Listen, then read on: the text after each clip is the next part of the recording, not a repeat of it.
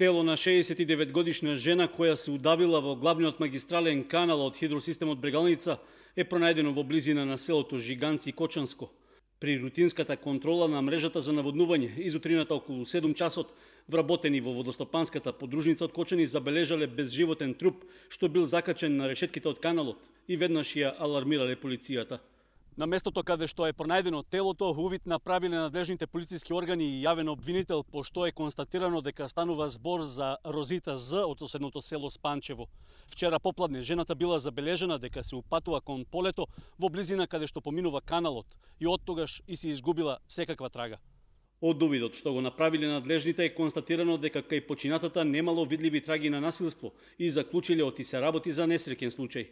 Поради тоа, обдукција нема да се прави, а телото е предадено на семејството. 69-годишната жена не е единствената жртва на каналот од хидросистемот Брегалница.